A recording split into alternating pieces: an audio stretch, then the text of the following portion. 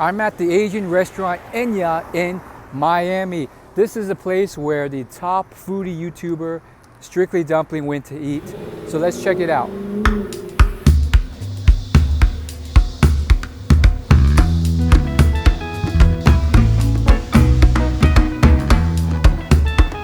Literally in the same room that he was when he ordered his food.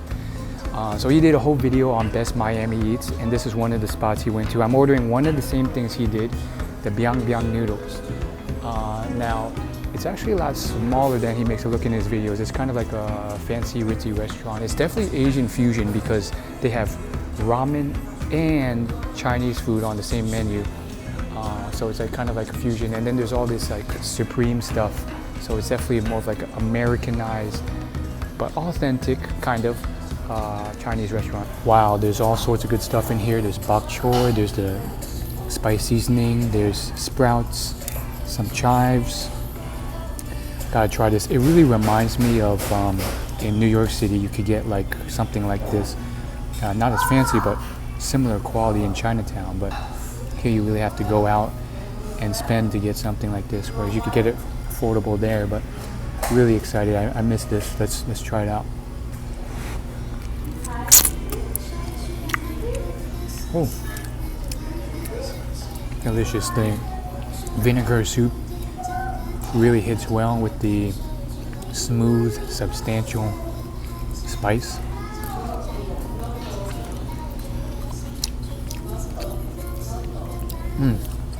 What a flavor. So the sour vinegar really hits well with the soy sauce and the spice, giving it almost like a confluence of two different flavors.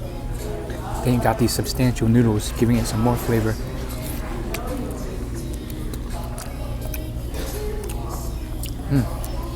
Really good. The noodles give it a lot of texture. And then you got the bok choy here, adds a little crunch. You got the spice and almost sweetness, but then you got the vinegar.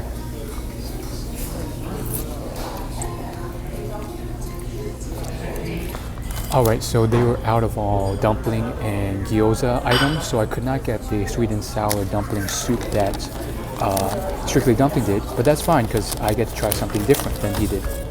So I got this little sandwich here. It's called a momo. It's a pork momo. It's about $7.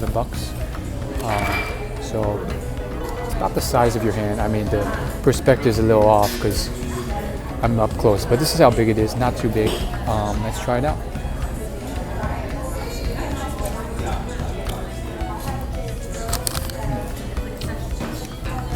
Not bad.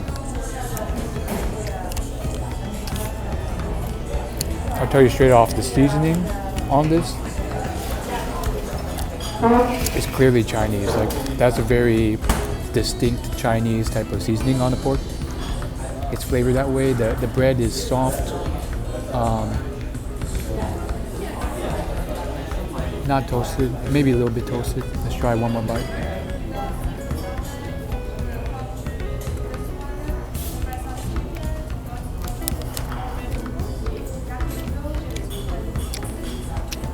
Sorry, there's a bit of fat, there's not too much, it's lean, and it's just generally solid.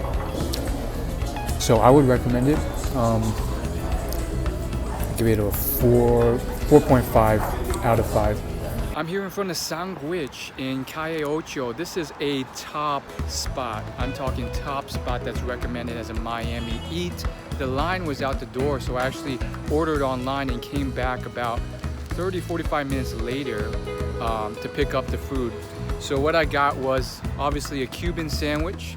I actually got it en media noche, which is basically a different type of bread because that's actually something that my friend who is from Cuba recommended.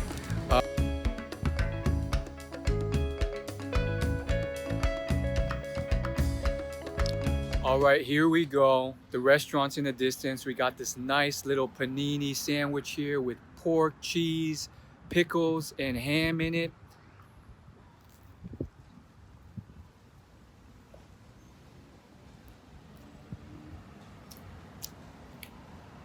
The mustard really bleeds through.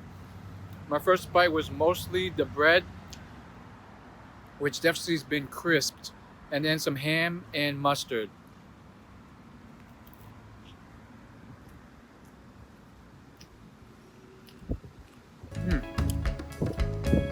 Second bite, the pickles pierce through, the mustard's still there. It definitely looks and feels and tastes like a panini where the bread is crisped and pushed down. I'm not much of a ham guy, so I'm hoping I can get more of the pork taste here.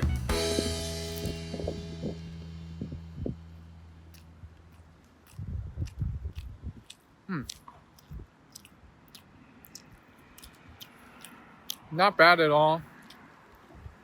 I got more of the pork taste in my third bite. It's still mostly ham. Another day and I am back at El Rey de las Fritas for a different type of burger. This time it's the one with cheese rather than the one with eggs. So I gotta try it out. Let's do a taste test.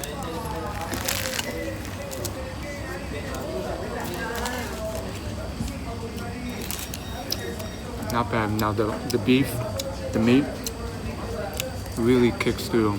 There's a lot of flavor in that beef. As far as the cheese goes, it's pretty solid. It seems to be like American cheese. As the punch you would expect when you add cheese to a burger. I kind of prefer the egg. The runny egg just has extra flavor to it.